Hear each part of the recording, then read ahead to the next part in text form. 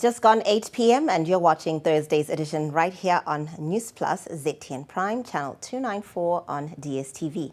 My name is Wadzanai Sansole and these are your top stories tonight.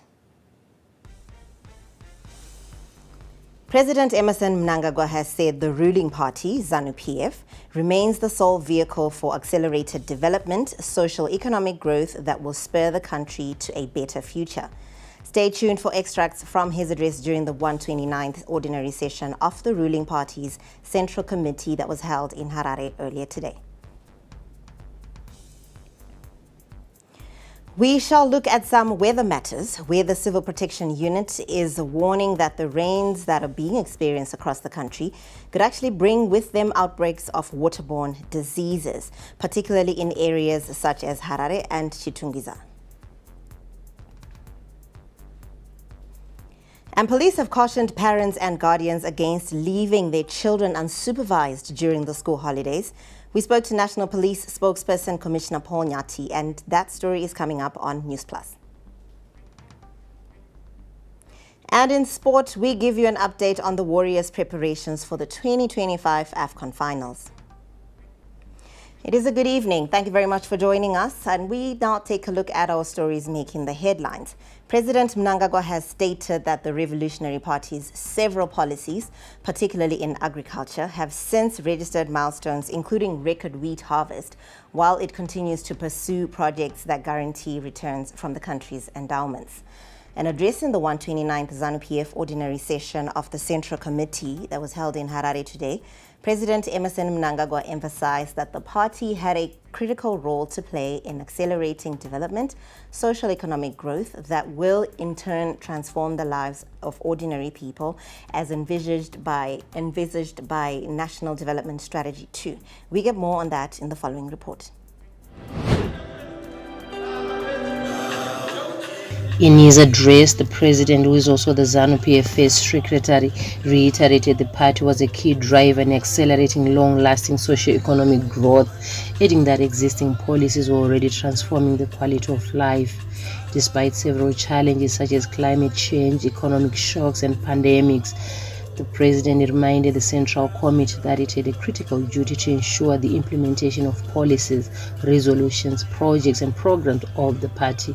He said that economic growth required the facilitation of necessary conversations within the party's grassroots structures towards the understanding and implementation of the National Development Strategy 2. The Central Committee is now called upon to have robust, constructive and open discussions around these critical guiding policies.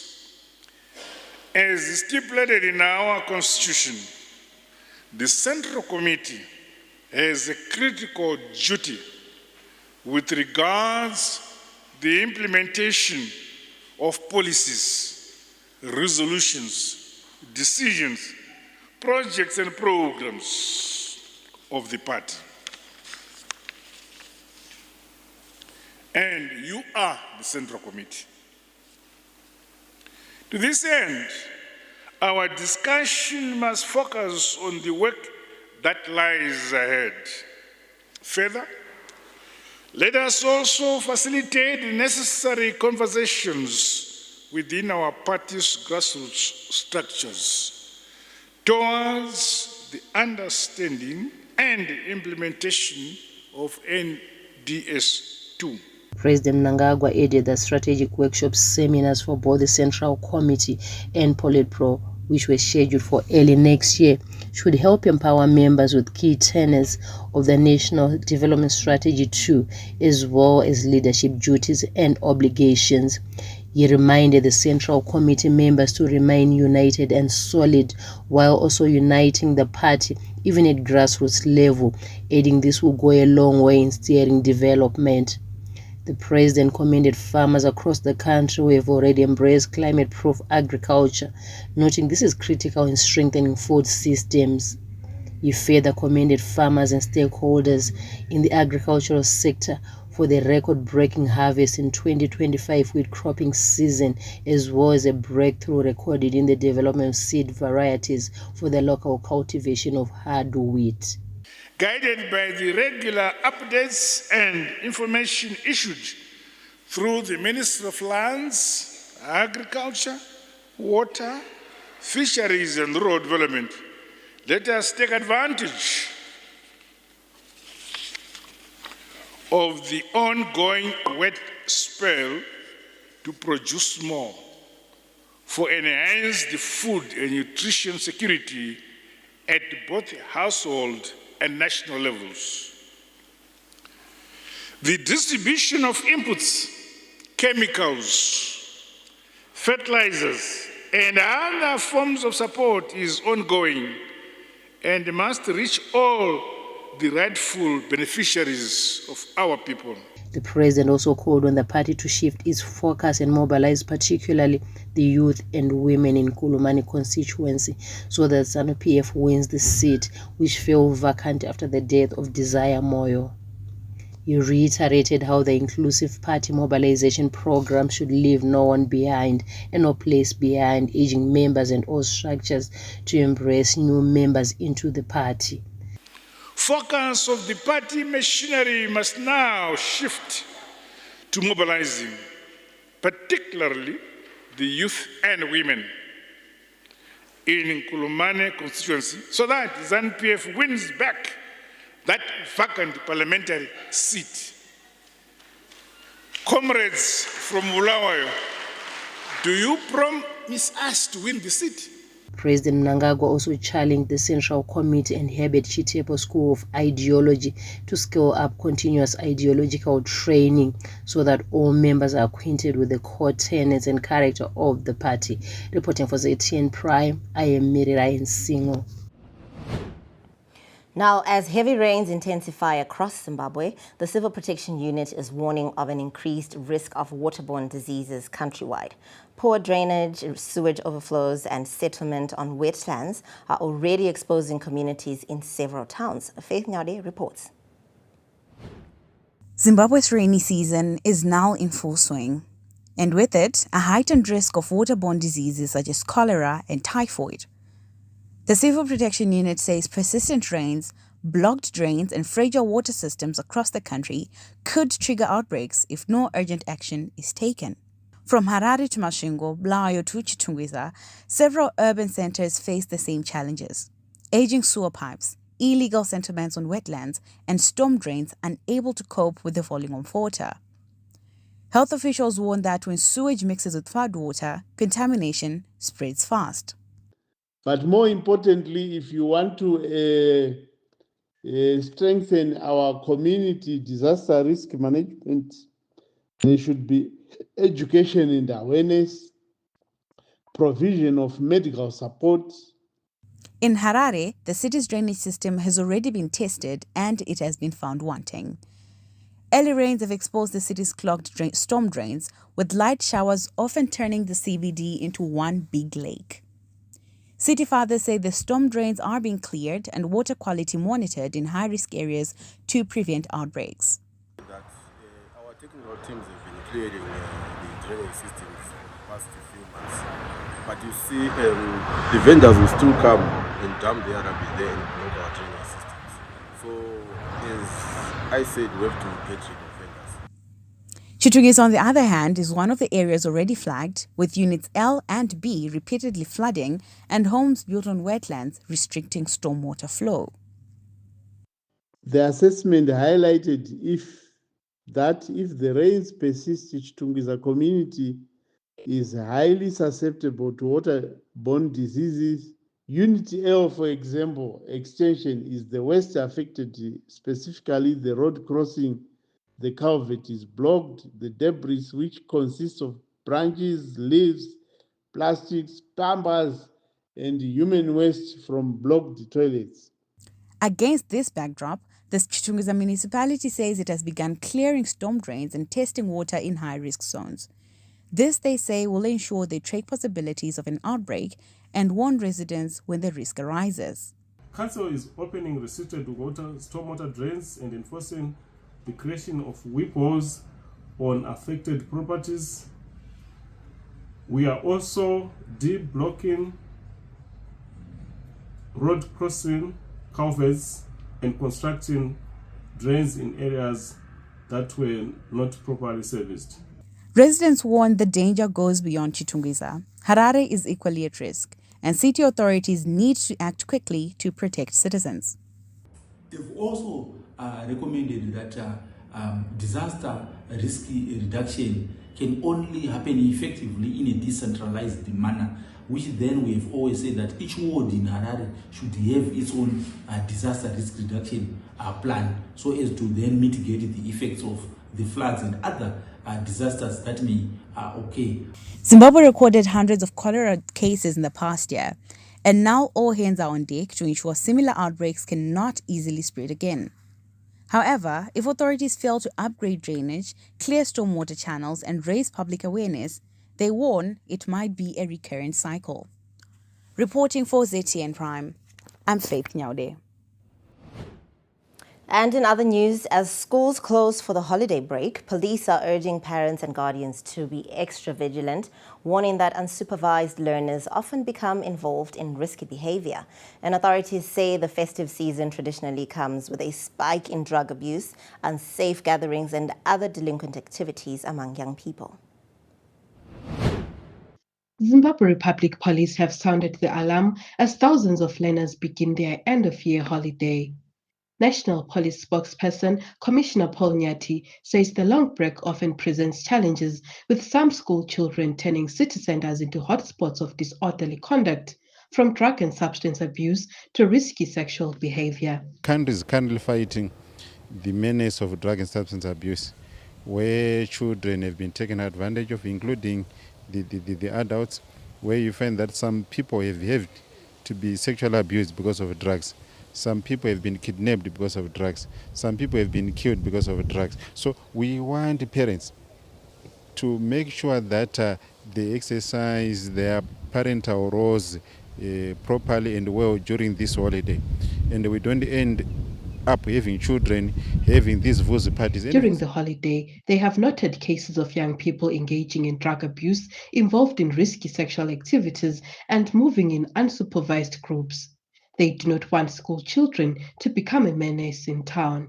Commissioner Nyati says parents must take an active role in monitoring their children's whereabouts, stressing that many incidents occur when young people are left to roam freely with limited supervision. So our message, the police, is parents must make sure that in whatever activities children are doing, they are monitored, they are given guidance. And also, children are not allowed to go astray. What do we mean? To go to places where they are not even known, their location, where at the end of the day, when something happens, we start crying for. We are also aware that, we have had some children asking parents, I want to go to have a sleepover at my friend, I want to go have a sleepover at this family. We had this incident in Harare where a young girl went for a sleepover and was sexually abused, which is quite sad. So we want the parents to continue to exercise parental control, parental guidance, parental orientation, so that children, they grow up being responsible. He urged parents to be vigilant, to know where children are, know who they are with, and make sure that they are not attending sleepovers at homes where parents do not fully trust the environment. Police say the festive season often draws youths into peer-driven activities that expose them to criminal networks, alcohol and drug peddlers, and harmful social behaviors. Officers will be increasing patrols in city centers, bus termini, and other popular gathering spots to discourage disorderly conduct. Authorities are also appealing to communities to report suspicious gatherings and to work closely with neighborhood watch committees to keep children safe during the break. Police say while the holidays are a time for rest and family, they must not become a period of harm for young people. Their message to parents is clear: vigilance now can prevent tragedy later. For ZTN Prime, I'm Andile Chuma in Bulawayo. Now, schools across Mashonaland West have been urged to deepen their uptake of Zimbabwe's heritage-based education model. That's a system authorities say is key to shaping a more empowered and future-ready learner.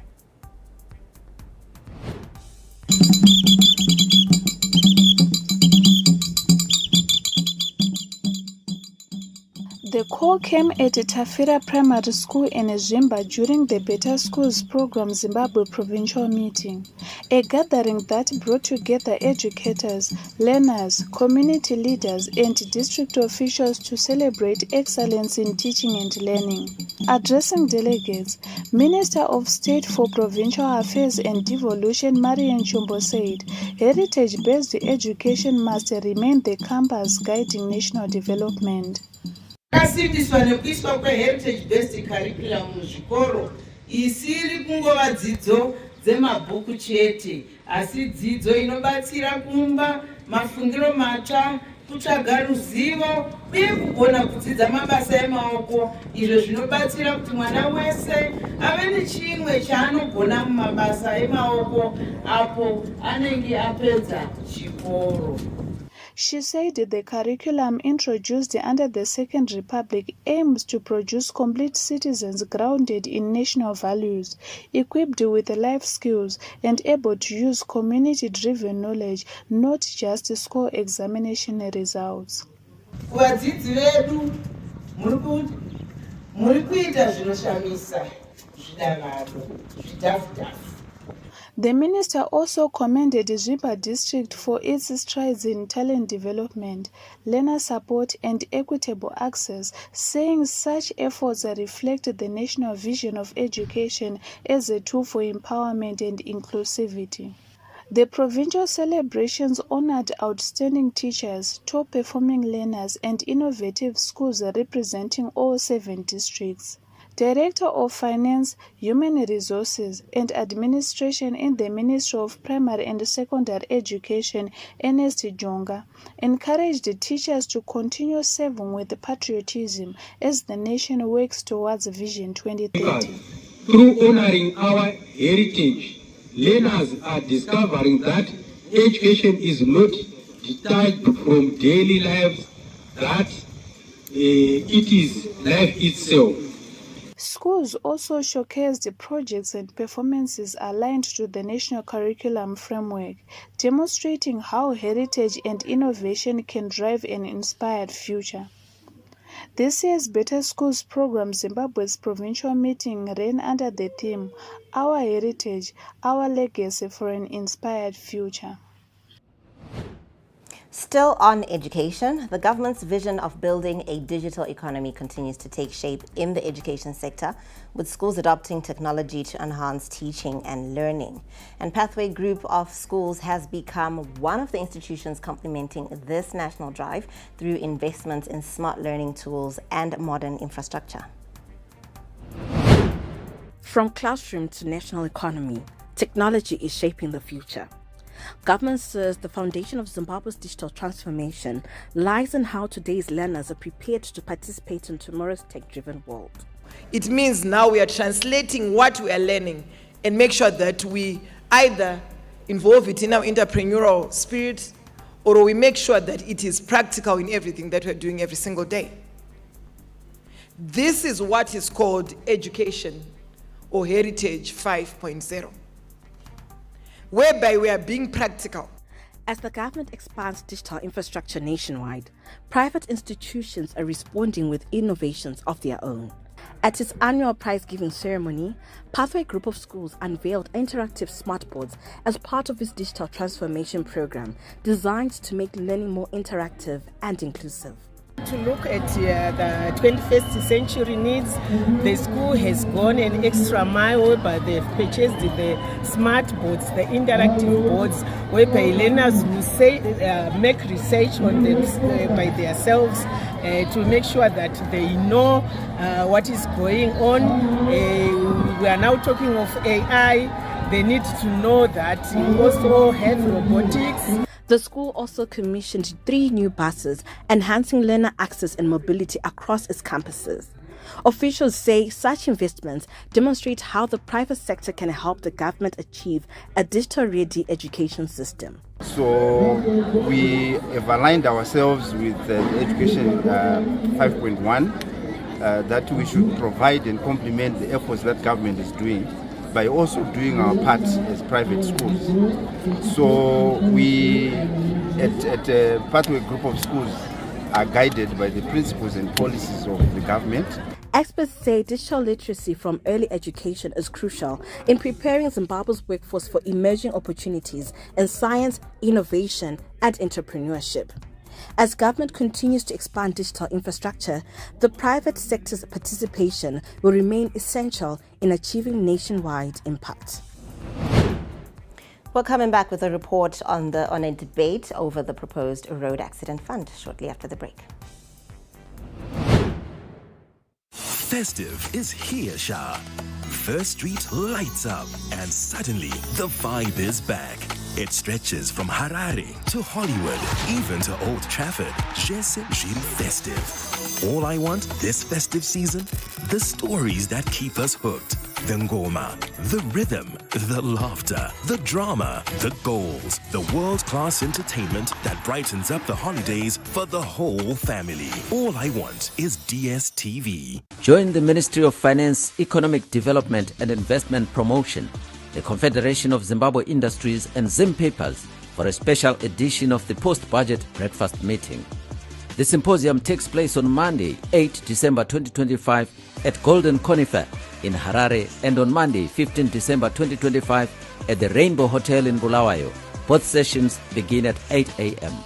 This is your chance to engage key stakeholders, unpack the national budget, and explore business and policy implications for 2026. The Honorable Minister of Finance, Professor Mthuli Ncube, will lead the discussion. For more details and registration, contact the numbers provided on your screens.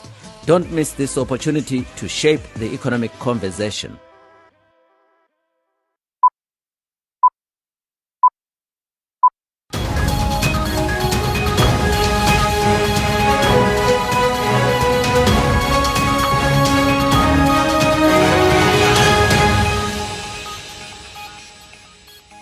Welcome back. You are still watching News Plus. Thank you very much for staying with us.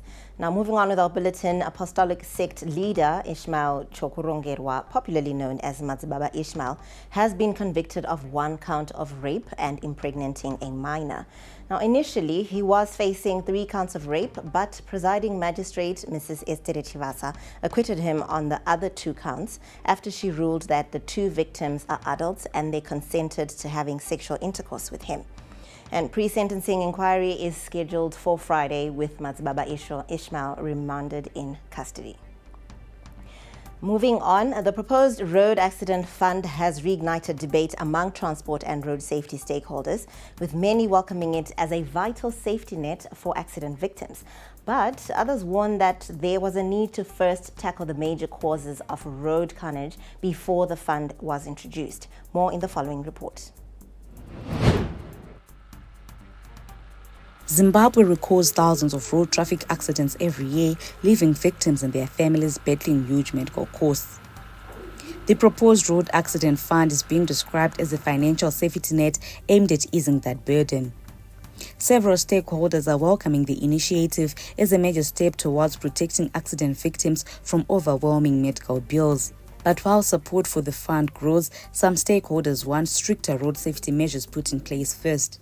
Speaking on behalf of Transport Minister Felix Mona at the annual Road Safety Conference held in Harare this Thursday, Acting Director for Strategic Policy Planning, Takura Vengesa, emphasized the need for collaborative efforts among stakeholders to develop innovative solutions for road safety.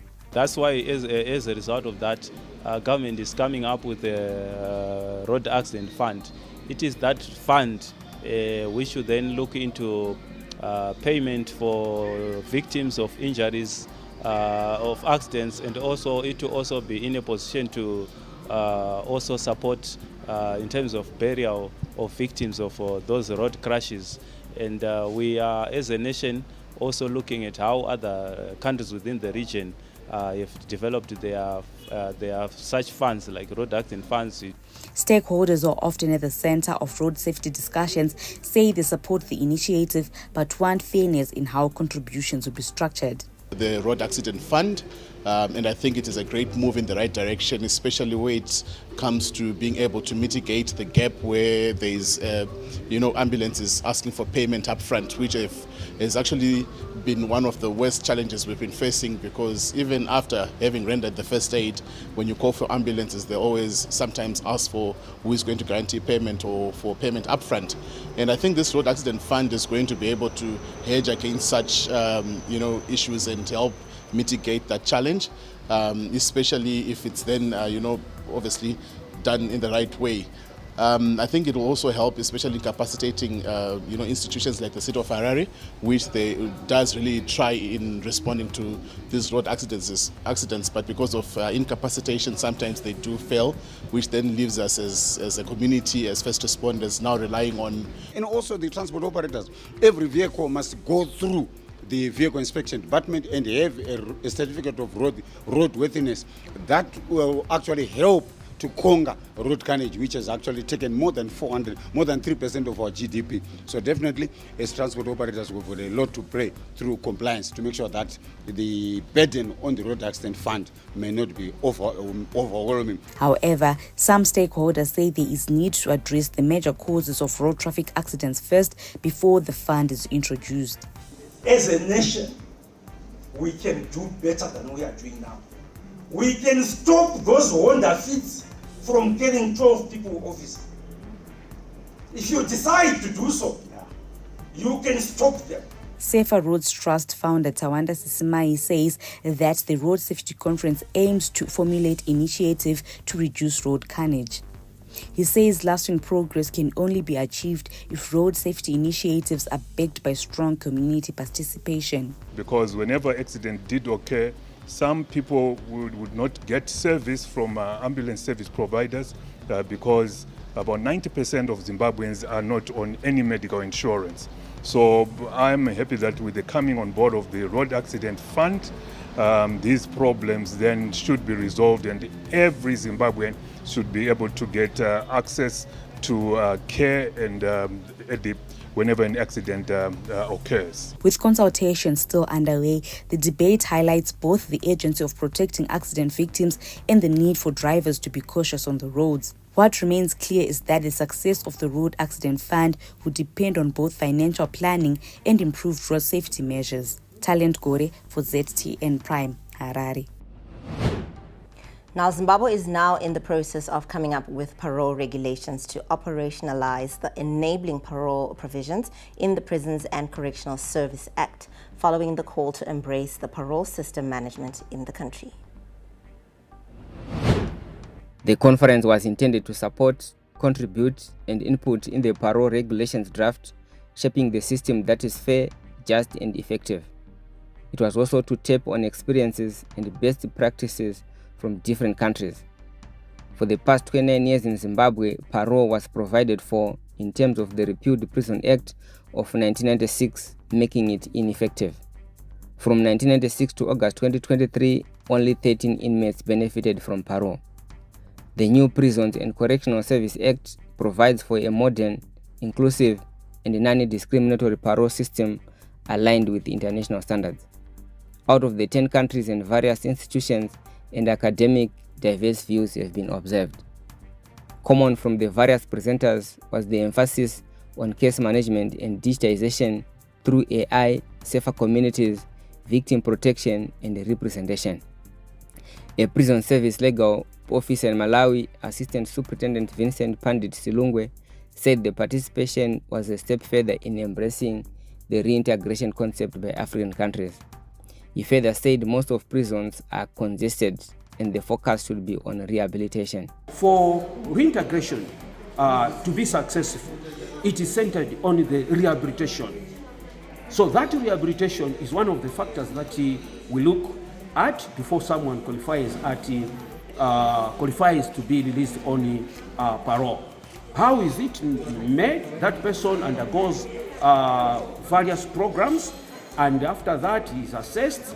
Of course, before being placed on a particular program, he or she requires to be assessed and be placed on the relevant program. Commissioner General Correctional Service from Eswatini, Findile Lamakosin Dlamini, had a lot of notes to take back home. As I'm in the process of doing the rehabilitation policy, I'll be including some of the things that I'm taking home with me here. And in Zimbabwe, I like the issue of the open prison, whereby people are staying at home, going to work. That's what I'm taking home with me. And of course, I'm doing EPE at home, which is whereby when somebody is sentenced to 2 years or less, depending on the crime, I can take that person to stay and serve his or her sentence at home. Zimbabwe Prison Correctional Service, responsible for legal service and corporate affairs, Assistant Commissioner Traimo Paradzai, said the way forward is to embrace the Ubuntu concept, where community leaders deal with issues in an African way. We are in the process of coming up with parole regulations to operationalize the enabling provision of the Act. And this is going to be done through what we call a right shop, where legal minds from the government and the private sector would meet and scrutinize the law so that the law is in alignment with the Constitution, is in alignment with the international standards, is in alignment with the best practices. Minister of Information Communication Technology, Postal and Courier Services, Tatenda Mavetera, noted that parole decisions should move beyond objectivity. Such tools provide measurable insights into offender behavior. They strengthen predictive capacity and uphold the integrity of parole decisions by anchoring them in evidence rather than discretion. Therefore, the adoption of emerging technologies such as artificial intelligence and data analytics software, therefore, are very important and essential ingredients to this process.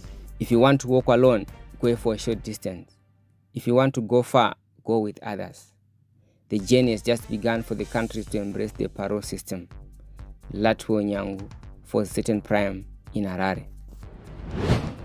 You're watching News Plus.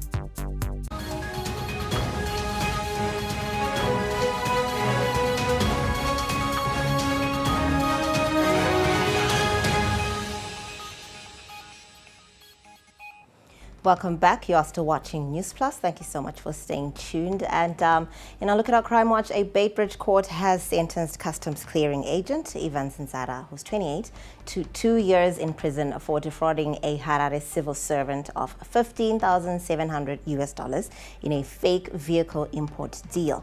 Now, Nzara, who's a customs clearing agent, used a tempered chassis number and forged documents to import a Toyota Hilux.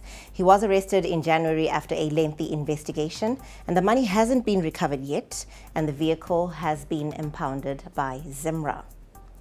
Moving on to our global updates now, and we start in South Africa. President Cyril Ramaphosa has stated that cooperation between South Africa and Mozambique is set to expand significantly, particularly in defense, energy, and technology, following the signing of several memoranda of understanding during the 4th Binational Commission held in Maputo. The memoranda of understanding and agreements that were signed today are a significant development and provide a great impetus towards concretizing our cooperation and relationship. We agreed that we need to implement decisions and identify opportunities and explore investment avenues to the mutual benefit of our two countries. South Africa's development finance institutions, state-owned enterprises, and private companies stand ready to be our partners in the projects that we have identified. Now, African Airlines convened in Luanda for the 57th African Airlines Association Annual General Assembly, where they sought to promote unity and long-term development in the sector. And the event has been held annually since the first edition in 1969 and was hosted by TAAG Angola Airlines under the theme Redefining African Aviation, Cooperation, Sustainability and Strategic Growth. Continuamos a implementar medidas alinhadas com o princípio de céus abertos, garantindo previsibilidade, segurança jurídica e transparência. A modernização da TAP, a renovação da frota e o reforço institucional são decisivos para garantir competitividade e estabilidade. E o setor oferece oportunidades reais para parcerias robustas com modelos sustentáveis e orientados para resultados. We now take you to Kenya, where the High Court has declared key provisions of the Seeds and Plant Varieties Act unconstitutional and decriminalized the practice of saving and sharing indigenous seeds. Now, under the 2012 seed law, Kenyan farmers risked up to 2 years in prison and a fine of 1 million shillings, that's $7,700 for sharing seeds through their community seed banks. And Kenyan farmers are now sowing the seeds of freedom after the High Court overturned a long contested law that barred them from sharing and selling these indigenous seeds. Meanwhile, others pointed to the ruling's impact on future generations, claiming that it would encourage the youth to take up farming. Niko na more than 20 varieties ya ile plantations nimefanya. Sababu yote iko kwa shamba moja. Na hiyo ndio tunaita field gene bank na seed bank. Na ni woga tu sababu kishikwa naye utapelekwa kotini na utapigwa fine. Sasa tunafurahia sababu tutaweza kuweka zidi zetu, tusaidiane na hakuna mkulima atakuwa anaumia kwa kukosa mbegu. Zile modern na zile za zamani. And in other global updates, Somalia's tourism sector is rebounding, with visitor numbers reportedly rising by 50% in 2024 to around 10,000 and expected to double in 2025. And officials say a mix of improving security, growing diaspora interest, and of course curiosity about the country's coastline and culture is fueling the surge. And despite ongoing conflicts in the wider region and persistent travel warnings, the government is pushing ahead with revival efforts through a new tourism policy and site development initiatives.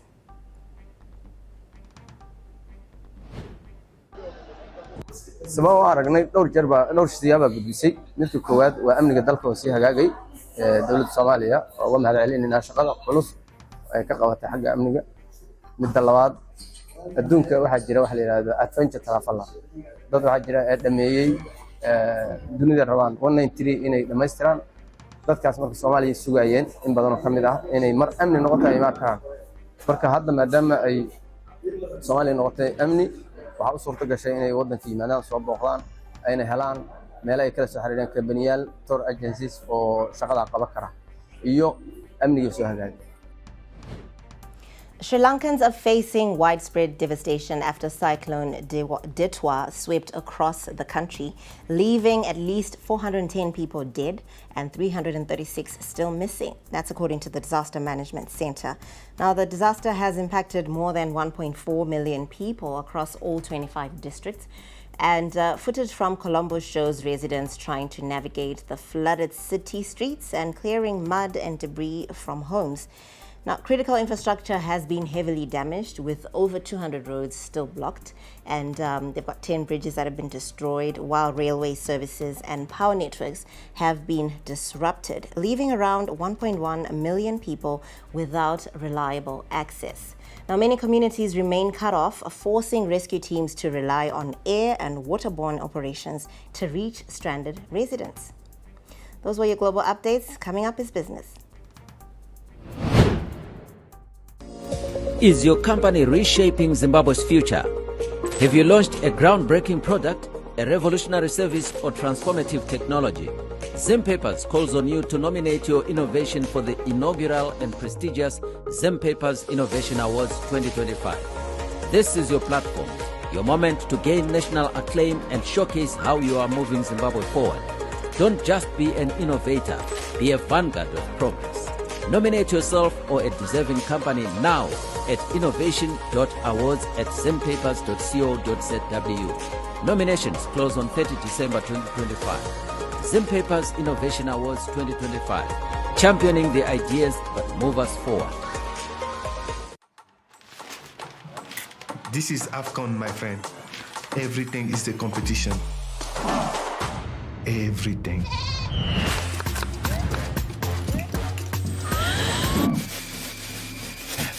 here they come for the opening game, and away we are here at the Africa Cup of Nations. Join our family meeting from the 21st of December to the 18th of January. Purchase a decoder for $30. AFCON 2025, live on SuperSport.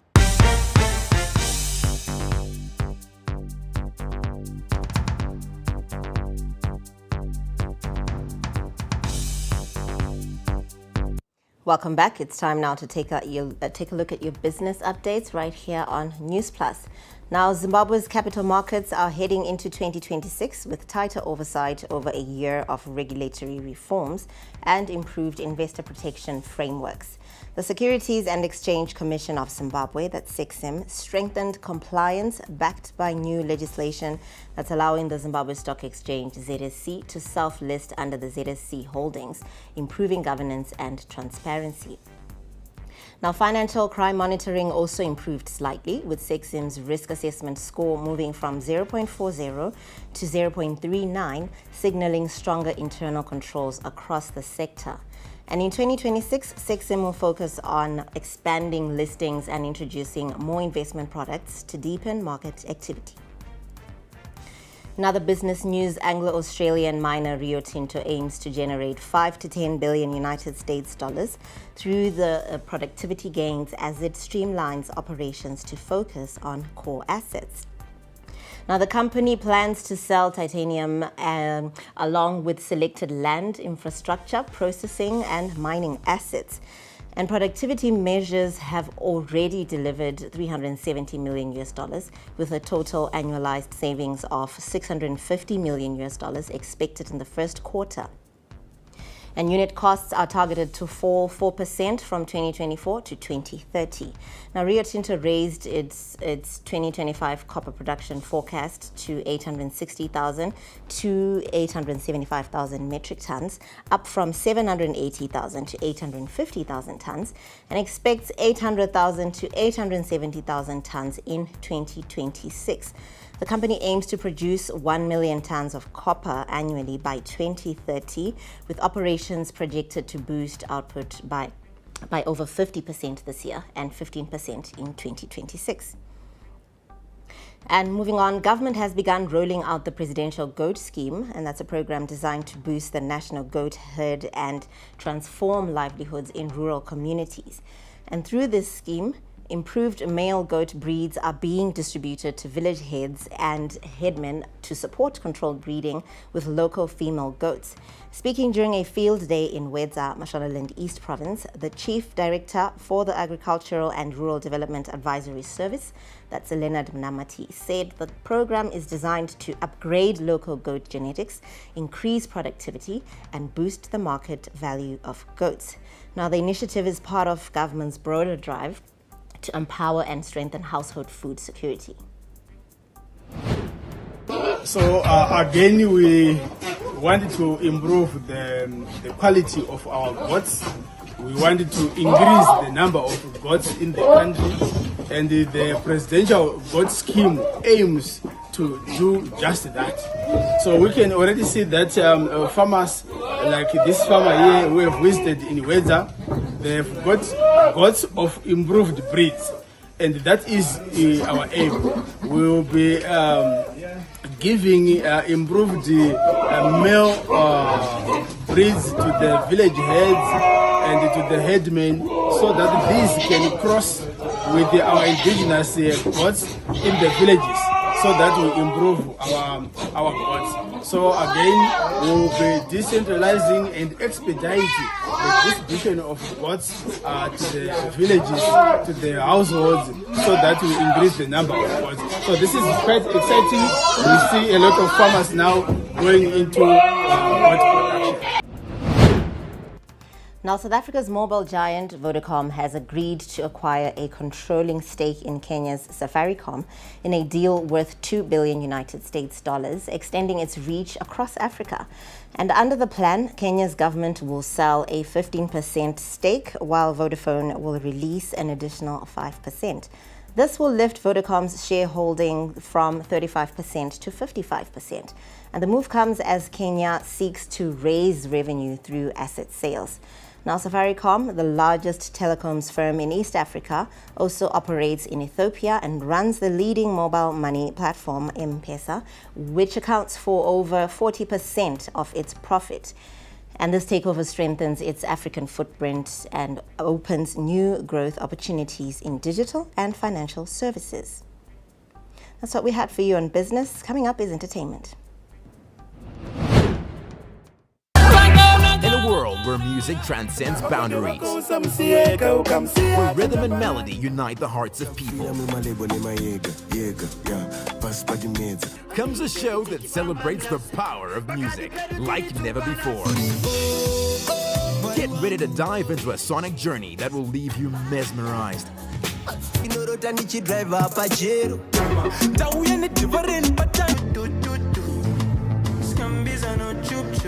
and yearning for more. Welcome to the captivating world of Z Vibes. Vibe to it, baby.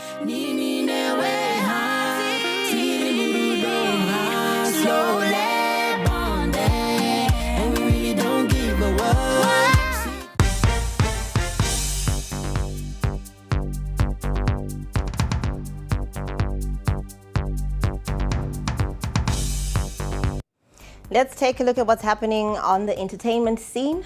Zimbabwean model Yolanda Chimbarami, who made history by finishing first runner-up at Miss International 2025, arrived back in Zimbabwe earlier today, and she received a very warm welcome and huge celebration from fellow pageant queens and other fans at the Robert Gabriel Mugabe International Airport.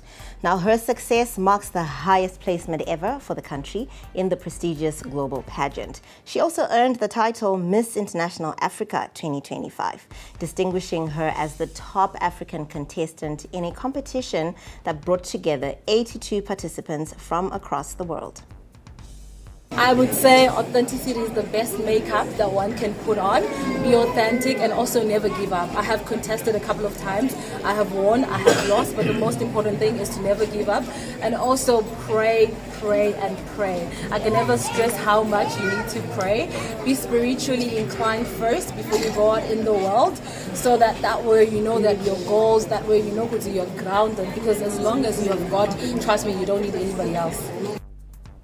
Now, the Bulawayo Children's Choir has marked its first year of existence with an impressive display of talent, dedication, and community spirit, establishing its name in the music scene and collaborating with some of the industry's heavyweights.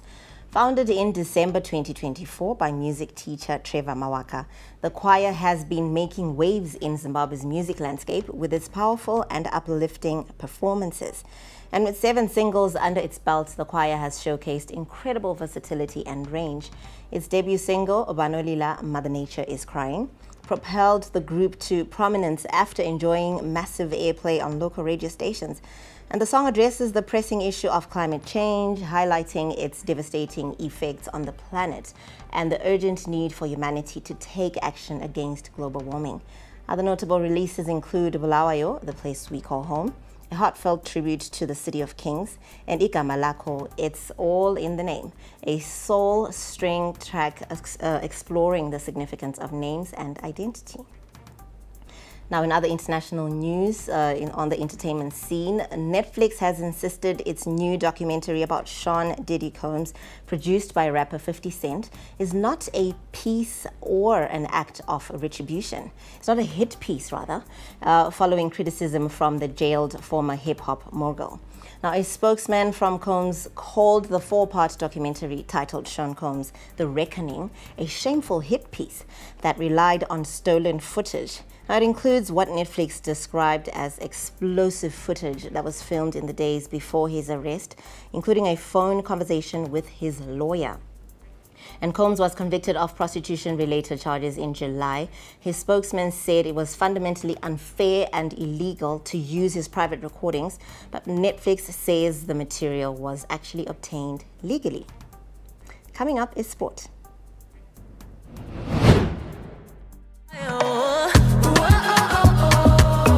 Welcome back, gospel music lovers, to another season of My Ultimate Gospel 10.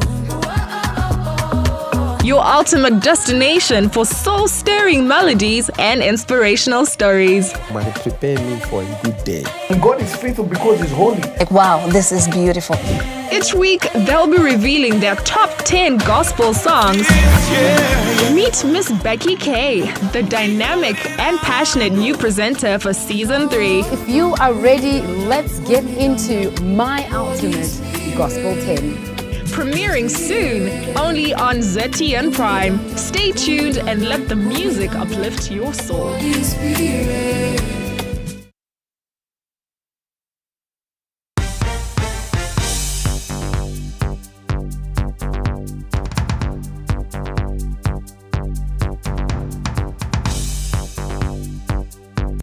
As the Warriors continue with their preparations of the AFCON finals in the capital, a number of locally based players, as well as some from abroad, have already reported for camp and are going through their paces under the eye of head coach Marian Marinica and his technical team.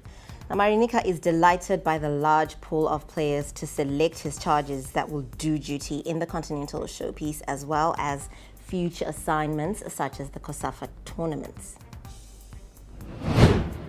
Obviously, we look now to have a camp in here, prolonged camp. That will be one of the starting points, because there's no point to go to Morocco, for example, and to end up there with only 6, 7, 8 players. If let's say we decide to get more players from abroad, there's no point, because basically we don't have the personnel. So here at least we have these local players.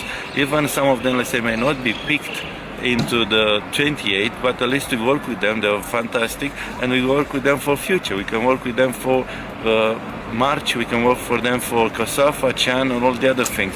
So I think it's a benefit for everyone to keep training, and as players, them to train, and us as coaches, to coach them. So this way, I think we'll look to adjust that. Be patient a little bit, because at the moment it's a work in progress. It caught us obviously by surprise. We had plans, even we're considering to play some matches, some friendly matches. Now, Marinica is happy with what he has seen so far from the players who have reported for camp, as they have the endurance that perfectly suits his fast and very fast approach. The critical is the fitness element. If the fitness element is there, this is critical, because you have to last for a prolonged bout of high intense activity, and you have to be able to play as a player minimum 2 matches 90 minutes. If you can't play 90 minutes 2 matches, it's very difficult. You cannot have now players probably play 45 minutes and then sit out on one match, or play 90 minutes and sit out to another match. That's a very difficult. Secondly, will be the players to adapt quickly to what actually we want, because we have this philosophy, let's say fast and very fast, is not only because we want to play like that, it's because the modern football demands that, and demands. Now, in what has been an unforgettable debut season in the domestic top flight, Scotland midfielder Nathan Mutasa has emerged as one of the standout stories of 2025.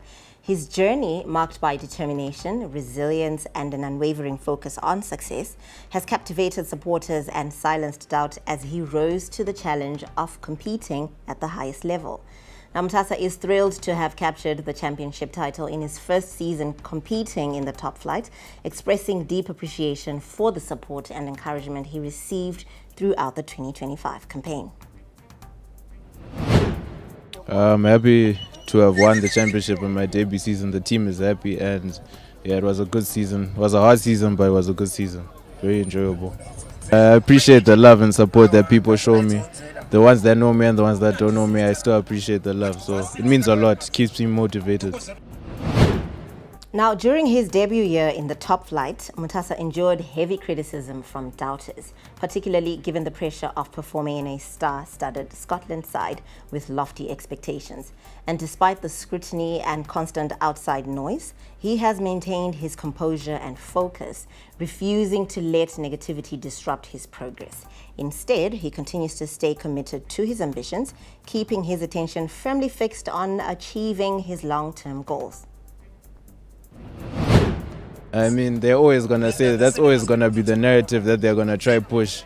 I don't really care what people have to say, understand. At the end of the day, I know my goals, I know my aspirations, so they have to say what they have to say. It doesn't affect me. My aspirations is to win the championship again in my second season, hopefully to win Chibuku, and obviously it's to go back to Europe. That's the goal in the end of the day, so those are my aspirations. Now, still on sports, the Zimbabwe senior women's netball team have moved one place up the ladder on the world netball rankings. This latest update takes into consideration results from all international matches played in the last quarter of the year. With the Gems currently ranked 12th in the world, they stand a chance to be amongst the 12 teams that will be invited to compete in the Glasgow 2026 Commonwealth Games.